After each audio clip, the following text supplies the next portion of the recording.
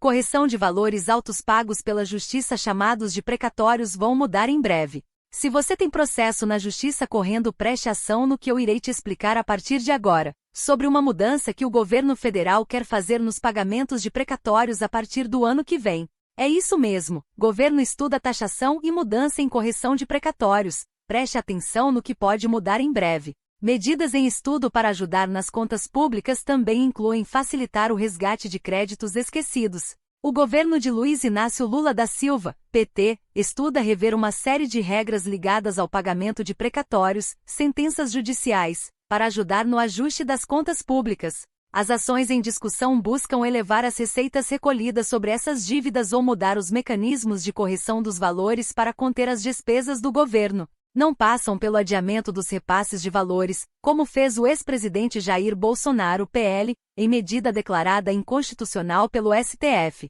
Supremo Tribunal Federal. O governo ainda não bateu o martelo sobre as propostas, que integram um cardápio mais amplo de possíveis medidas para reequilibrar as finanças da União no médio e longo prazo. Procurado, o Ministério do Planejamento e Orçamento não quis comentar. A Fazenda não respondeu até a publicação deste texto.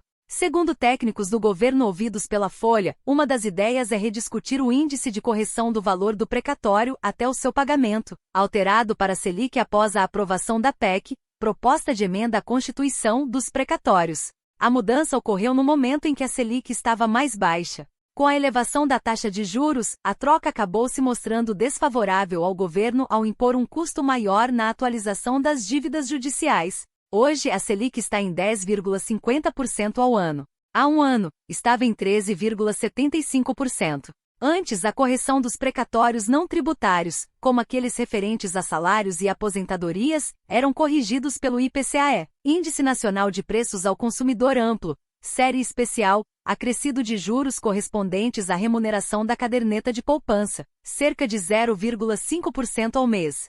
A alteração do indexador, porém, precisaria ser feita por PEC, o que se torna um desafio para o governo, que precisaria do apoio de 308 deputados e 49 senadores em 2 turnos de votação. Há ainda discussões para tentar ampliar a eficácia dos instrumentos de resgate de valores abandonados em contas judiciais ou até mesmo reduzir o prazo a partir do qual a União pode reclamar esses valores. Hoje, a lei diz que o período é de 25 anos.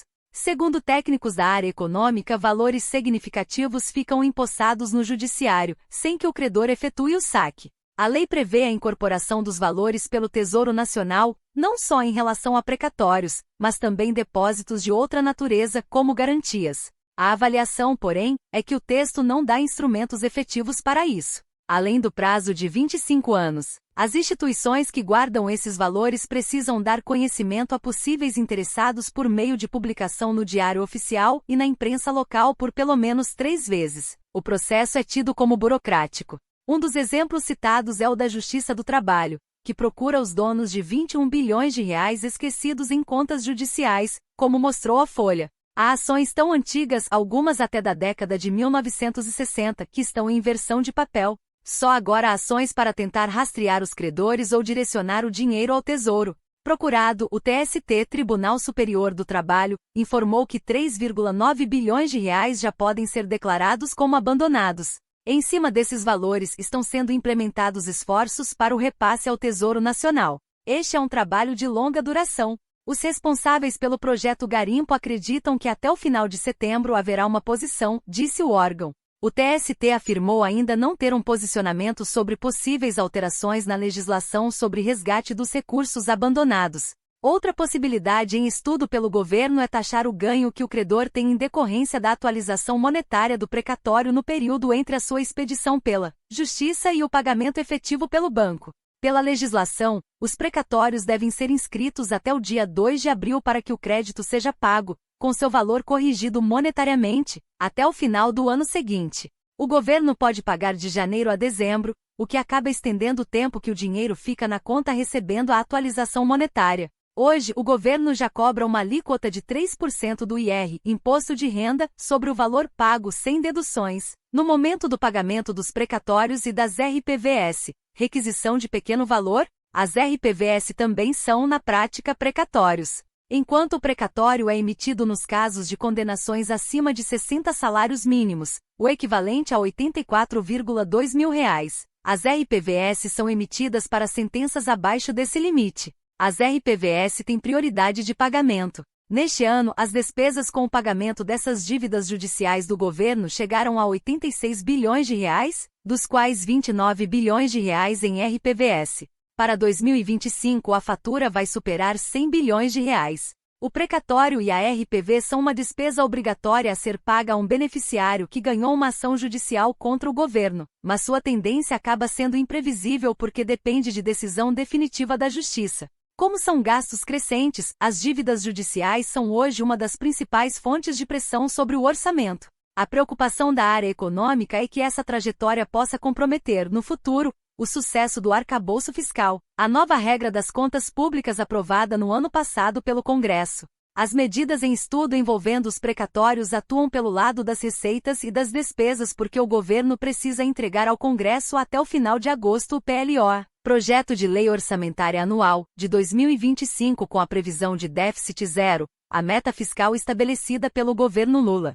Inicialmente a meta era de um resultado primário, receitas menos despesas, exceto gastos com juros da dívida, de 0,5% do PIB, Produto Interno Bruto, mas o alvo foi alterado em abril sob críticas dos especialistas. O ministro da Fazenda, Fernando Haddad, já anunciou um corte de 25,9 bilhões de despesas obrigatórias, mas o valor é considerado insuficiente para o cumprimento do limite de gastos. Pelo lado das receitas, o governo também precisará adotar medidas de aumento de arrecadação para garantir o atingimento da meta. Em 2024, a meta também é de déficit zero, e o governo tem enfrentado dificuldades para cumpri-la porque receitas importantes têm frustrado as expectativas. Por outro lado, despesas obrigatórias aceleraram além do previsto, como os benefícios da Previdência Social e de assistência social. Espero ter ajudado. Em caso de dúvida, deixe seu comentário. Eu sou Isis Nascimento, daqui a pouco eu volto.